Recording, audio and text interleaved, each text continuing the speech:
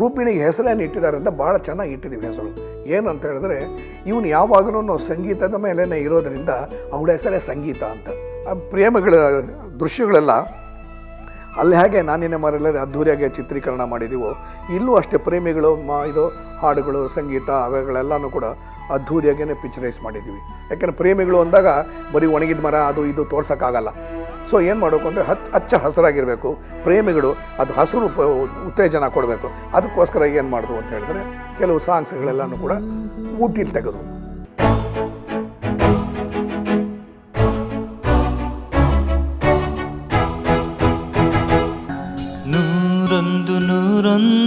ಕತೆ ಅದ್ಧೂರಿಯಾಗಿ ಬಂದಿದ್ದರಿಂದನೂ ಕೂಡ ನಮ್ಮ ನಿರ್ಮಾಪಕರು ಹೊಸದಾಗಿ ಮಾಡ್ತಿರೋದ್ರಿಂದ ಅವರು ಅದ್ಧೂರಿಯಾಗಿ ಪಿಕ್ಚರ್ಗೆ ಏನೇನು ಬೇಕೋ ಅದನ್ನೆಲ್ಲ ತೆಗೆದು ಖರ್ಚು ಮಾಡಿದ್ರು. ಅದ್ಧೂರಿಯಾದ ರಂಗಸಜ್ಜಿಗೆ ಸೆಟ್ ಹಾಕೋದು, ಫುಲ್ ಫ್ಲೋರ್ ಸೆಟ್ ಹಾಕಿದ್ವು, ಮಾಡಿ ಇರಬೇಕು, ಮೆಟ್ಲಿರಬೇಕು.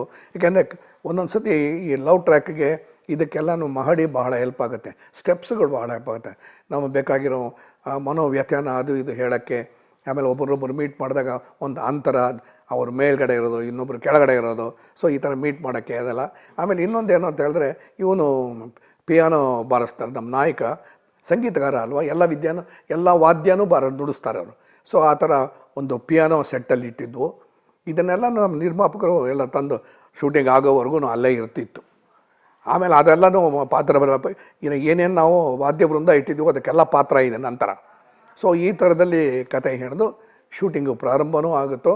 ಆಮೇಲೆ ಇಲ್ಲಿ ಏನಾಗುತ್ತೆ ಅಂತ ಹೇಳಿದ್ರೆ ಚಿಕ್ಕದಾಗಿ ನಾನು ಯಾಕೆಂದರೆ ಇಷ್ಟೊಂದು ಡೀಟೇಲಾಗಿ ಹೇಳೋಕ್ಕಾಗದು. ಇಲ್ಲಿ ಪ್ರೇಮಿಗಳು ಇದ್ದಾರಲ್ಲ, ಪ್ರೇಮಿಗಳು ಪ್ರೇಮ ಅದು ಕೈ ಕೂಡಲ್ಲ. ಸೊ ಅದೇನಾಗುತ್ತೆ ಅಂದರೆ ಬೇರೆ ಮದುವೆ ಆಗಿಬಿಡುತ್ತೆ. ಹೇಗೆ ಅಲ್ಲಿ ನಾನಿನ್ನೆ ಮರೆಯಲಾರಲ್ಲಿ ಹೇಗೆ ಪ್ರೇಮಿಗಳನ್ನ ಒಂದುಗೂಡಕ್ಕೆ ಬಿಡೋದಿಲ್ವೋ ಅಲ್ಲಿ ಅಶೋಕರಾವ್ ಮಾಡಿದ್ದಾರೆ ಅಪ್ಪ, ಆಮೇಲೆ ರೂಪಿಣಿ ಫಾದರು. ಸೊ ಅವ್ರಿಗೆ ಇಬ್ಬರು ಸ್ನೇಹಿತರು ಇರ್ತಾರೆ, ಒಂದು 3 ಜನ ಅವರು ಬ್ಯಾಚು ಎಲ್ಲ ಒಳ್ಳೆಯವರೇನೆ ಅವರೆಲ್ಲ. ಅಲ್ಲಿ ಇನ್ನೊಂದು ಪ್ರಸನ್ನ ಕುಮಾರ್ ಅಂತ ಪಾತ್ರದ ಹೆಸರು, ಅಲ್ಲಿ ಅನಂತನಾಗಿ ಮಾಡಿದ್ದಾರೆ.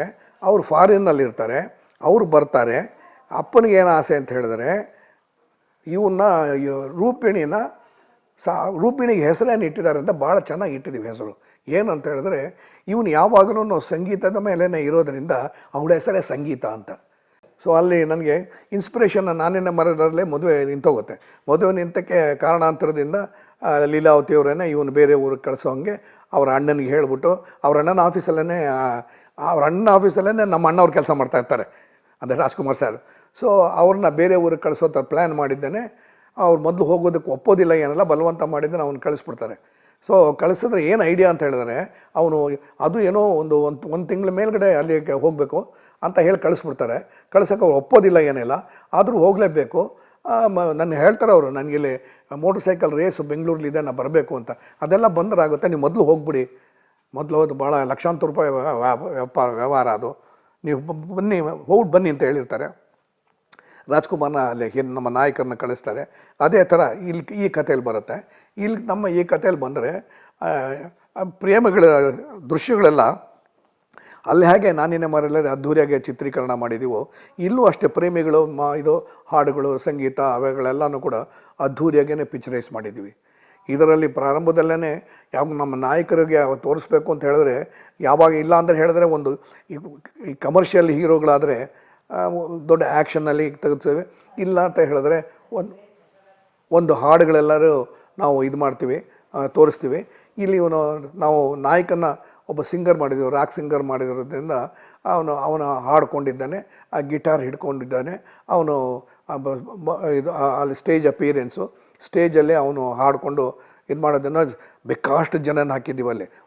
ಇದು ಸ್ಟೇಜೇ ತುಂಬ ಚೆನ್ನಾಗಿದೆ. ಹೆಚ್ಚು ಕಮ್ಮಿ ಅದು ಹೇಳಿದ್ರೆ ಅದು ಐ ಥಿಂಕ್ ನಾನು ಕೇಳಿದ್ರೆ ಅದು 360 ಡಿಗ್ರೀಸ್ ಸ್ಟೇಜ್ ಹಾಕಿದ್ದೀವಿ ರೌಂಡ್ ಅದು. ಸೊ ಎಂಟ್ರಾಗಬೇಕು ಅಂತ ಹೇಳಿದ್ರೆ ಸೈಡಲ್ಲಿಂದ ಎಲ್ಲ ಎಂಟ್ರಾಗಬೇಕು, ಆ ಥರ ಮಾಡಿದ್ರು. ಆಮೇಲೆ ಪ್ರಾರಂಭದಲ್ಲೇ ರಾಕ್ ಸ್ಟಾರ್ ಅಂತ ನಾನು ಹೇಳಿದ್ದೆ, ಬಟ್ ಸಂಗೀತಗಾರ ಅನ್ನೋದನ್ನು ಹೇಳಬೇಕಲ್ಲ. ಎರಡು ಕ್ವಾಲಿಫಿಕೇಷನು, ಒಂದು ಮೋಟರ್ ಸೈಕಲ್ಲು, ಇನ್ನೊಂದು ಅವ್ರ ಕ್ವಾಲಿಫಿಕೇಷನು ಸಂಗೀತ. ಸೊ ಅವನು ತೋರಿಸುವಾಗಲೇ ಅವ್ನು ಸ್ಟೇಜಲ್ಲಿ ತೋರಿಸ್ಬೇಕಾದ್ರೆ ಮೊದಲು ಅವ್ರನ್ನ ತೋರಿಸುವಾಗ ನಾವು ಎತ್ಕೋತಾರೆ ರಾಜ್ಕುಮಾರಾಗಿ ತೋರಿಸಲ್ಲ, ನಾಯಕನಾಗಿ ತೋರಿಸಲ್ಲ.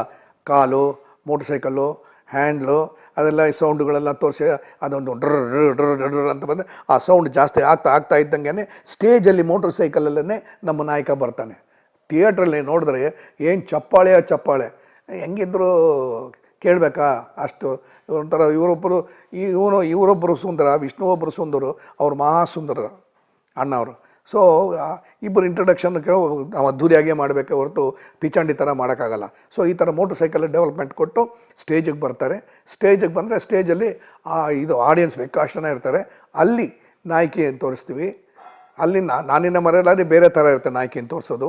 ಒಂದು ಮೋಟ್ರ್ ಸೈಕಲ್ ರೇಸ್ ಇರುತ್ತೆ, ಹಲವಾರು ಜನ ಬೈಕು ರೈಡರ್ಸ್ ಎಲ್ಲ ಇರ್ತಾರೆ. ಅಲ್ಲಿ ನಾವು ಹೀರೋನ ಇಂಟ್ರೊಡ್ಯೂಸ್ ಮಾಡ್ತೀವಿ. ಇಲ್ಲಿ ಏನಾಗುತ್ತೆ, ಇಲ್ಲಿ ಬರ್ತಾರೆ. ಬಂದಾಗ ಈ ಅಭಿಮಾನಿಗಳೆಲ್ಲ ರಸಿಕರು ಅಷ್ಟು ಜನ ಇರ್ತಾರೆ. ಅದರಲ್ಲಿ ಆ ಗುಂಪು ತೋರಿಸ್ತೀವಿ. ಆ ಒಂದು ಗುಂಪಲ್ಲಿ ನೋಡಿದ್ರೆ ನಾಯಕಿ ರೂಪಿಣಿ ಇರ್ತಾರೆ. ರೂಪಿಣಿ ಒಂದು ಕಡೆ ಇರ್ತಾರೆ. ಅವ್ರ ಹೆಸರು ಸಂಗೀತ ಅಂತ. ಆ ಫ್ರೆಂಡ್ಸ್ ಜೊತೆ ಮಾತಾಡುವಾಗ ಗೊತ್ತಾಗುತ್ತೆ ಅವಳ ಹೆಸರು ಸಂಗೀತ ಅಂತ. ಆಮೇಲೆ ಇಲ್ಲಿ ಏನಾಗುತ್ತೆ ಅಂತ ಹೇಳಿದ್ರೆ ಹಾಗೇ ಇನ್ನೊಂದು ಸ್ವಲ್ಪ ಜನ ಇರ್ತಾರೆ. ಇನ್ನೊಂದು ಗುಂಪಲ್ಲಿ ಭವ್ಯನ ತೋರಿಸ್ತೀವಿ. ಇಬ್ಬರಿಗೂ ಕೂಡ ಒಂದೇ ಸತಿನ ತೋರಿಸುವಾಗ ಇವಳು ಪ್ರೀತಿ ಮಾಡೋ ಹಾಗೆ ಕಾಣಿಸ್ತಾ ಇರುತ್ತೆ, ಅವಳಿಗೂ ಪ್ರೀತಿ ಮಾಡೋ ಹಂಗೆ ಕಾಣಿಸ್ತಾ ಇರುತ್ತೆ. ಈ ನಾಯಕ ಅವನ ಪಾಡುವನ್ನು ಹಾಡ್ತಾ ಇರ್ತಾನೆ. ಹಾಡುವಾಗಲೇ ಸೊಗಸಾದ ಒಂದು ಹಾಡು ಹಾಕಿದ್ದೀವಿ. ಹಾಡು ನಿಮ್ಮನ್ನು ಕಂಡಾಗಲೇ ಅಂತ ಬರುತ್ತೆ. ಆ ಹಾಡನ್ನ ಅವ್ರು ಹಾಕ್ತಾರೆ. ನಿಮ್ಮನ್ನು ಕಂಡಾಗಲೇ ಉಲ್ಲಾಸ ಬಂದಾಗಲೇ. ಆ ಹಾಡಲ್ಲಿ ಇವಳು ಇಂಪ್ರೆಸ್ ಆಗ್ತಾಳೆ, ಅವಳು ಇಂಪ್ರೆಸ್ ಆಗ್ತಾಳೆ. ಸೊ ಇಬ್ಬರೂ ಹಾಡು ಮುಗಿದ ಮೇಲೆ ಭೇಟಿ ಮಾಡೋದು. ಆಮೇಲೆ ಹೀಗೆ ಕಥೆ ಎಲ್ಲ ನಡೀತಾ ಇರುತ್ತೆ. ಒಬ್ಬರೊಬ್ಬರು ಪ್ರೀತಿ ಮಾಡ್ತಾರೆ.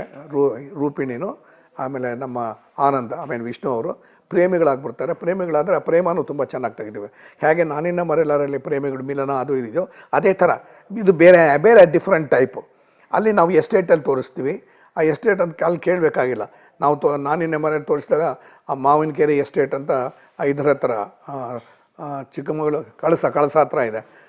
ಅಲ್ಲಿ ಮಾವಿನಕೆರೆ ಎಸ್ಟೇಟ್ ಅಂತ, ಸಂಸೆ ಅಂತ, ಅಲ್ಲೆಲ್ಲ ತುಂಬ ಚೆನ್ನಾಗಿದೆ. ಪಿಕ್ಚರ್ಸ್ಗೂ ಆಗಿ ಭಾಳ ಮಜವಾಗಿರುತ್ತೆ ಪ್ರೇಮಿಗಳಿಗೆ. ಅದಕ್ಕೆಲ್ಲ ಅಲ್ಲಿ ನಾವು ಇಲ್ಲೇನು ಮಾಡೋದು ಅಂದರೆ ನಮಗೂ ಅದೇ ಥರದ್ದು ಒಂದು ರಿಚ್ ಆಗಿರಬೇಕು.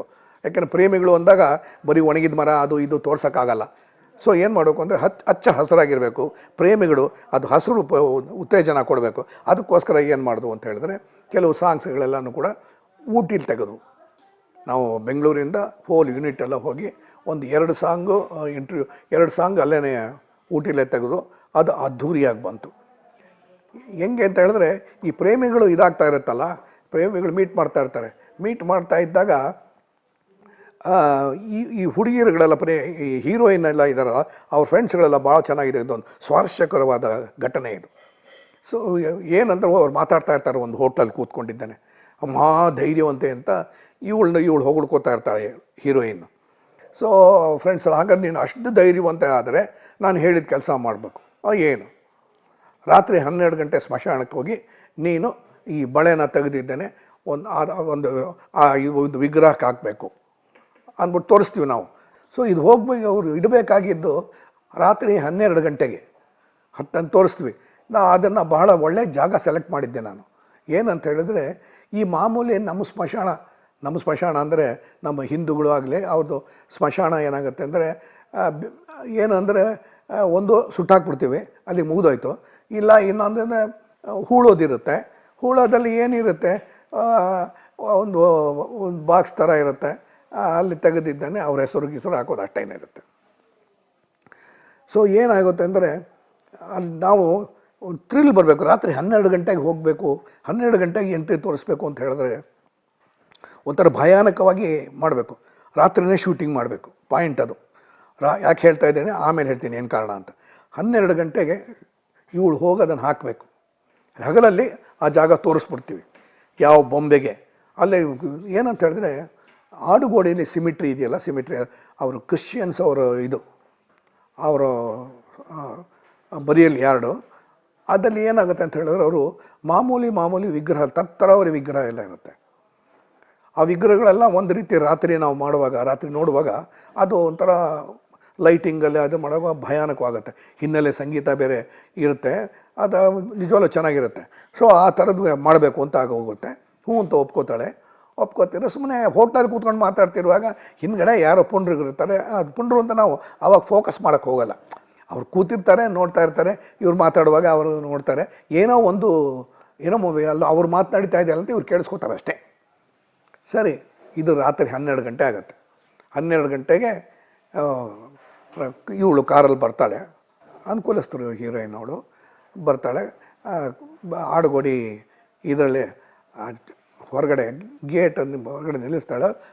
ಗೇಟ್ ತೆಗೆದಾಗ ಏನಾಗುತ್ತೆ ಅಂದರೆ ಆಲ್ರೆಡಿ ಅದಕ್ಕೆ ಎಣ್ಣೆ ಹಾಕಿ ಎಷ್ಟು ದಿವಸ ಆಗಿರುತ್ತೋ ಏನು ಕತೆನೋ ಕೆರ ಅಂತ ಸೌಂಡ್ ಬರುತ್ತೆ. ಯಾಕೆ ಬೇಕು ಅಂದರೆ ನಾವು ಈ ಕಡೆಗೆ ತೋರಿಸುವಾಗ ಆಮೇಲೆ ಜನಕ್ಕೆ ತೋರಿಸುವಾಗ ಒಂದು ಭಯಾನಕವಾಗಿ ತೋರಿಸ್ಬೇಕು.